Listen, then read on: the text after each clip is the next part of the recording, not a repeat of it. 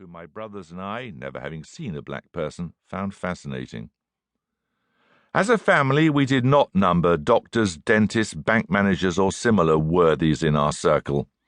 No one in the immediate family had been to university, though one of my mother's sisters had spent some time at RADA hoping to become an actress.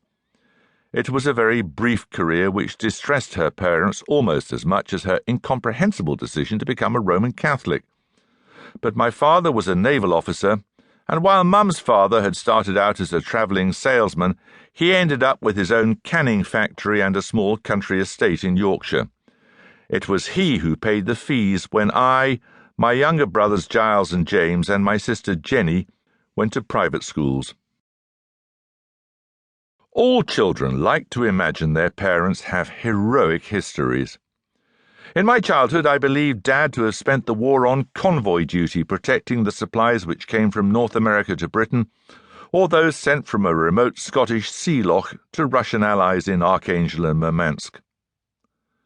Of the many miserable fates which stalked the war generation, unannounced death from a U-boat torpedo in the icy waters of the North Atlantic has always seemed one of the worst. I imagine Dad as the sort of figure played by Jack Hawkins in The Cruel Sea, binoculars hanging around his neck, standing on the bridge of a destroyer in a naval duffel coat, with mountainous seas breaking across the foredeck, calmly ordering, "Full ahead, both!" into a voice tube as a torpedo wake glows white under the briny.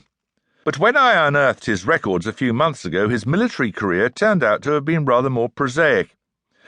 He seems to have volunteered for the Navy straight out of school, giving his civilian occupation as bank clerk.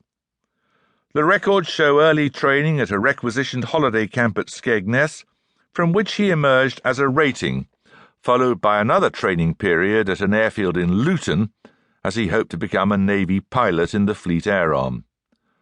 This did not come off, possibly because, as he later told his sisters, he was grounded for hedge-hopping and flying his aircraft beneath the arches of bridges. Perhaps it was actually for more humdrum reasons. Only a very small proportion of those who wanted to become wartime pilots were successful. At any rate, in March 1941, he began a less glamorous naval life as a writer on board HMS Fernie, a largely administrative role aboard a destroyer assigned to escort shipping in the Channel. As it did for many people, my father's war doubtless passed in bouts of intense fear and excitement, separated by very much longer periods of great tedium. By the following year he'd been promoted to leading writer, in which capacity he was shuffled from one ship or shore base to another, either at home or abroad. In 1944 he's recorded as serving in the Persian Gulf, on board a series of vessels including converted Norwegian whaling ships, and at the Royal Navy base in Basra, Iraq. He emerged from the war with 5 medals recognizing service in home waters and the Indian Ocean. Children generally imagine all medals to have been won in much the same way you gain a VC. In fact, most of them testify to more mundane activities. When I was about 8, I remember approaching him as he sat slumped in an armchair reading the paper, and asking whether he'd ever been shipwrecked. 6 times, he replied, and reburied himself in the newspaper. He was really saying, I think, "Leave me alone," but I so wanted to believe him.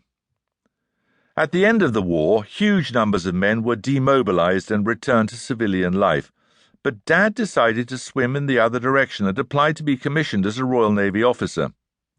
In October 1945, he was appointed temporary acting sub-lieutenant.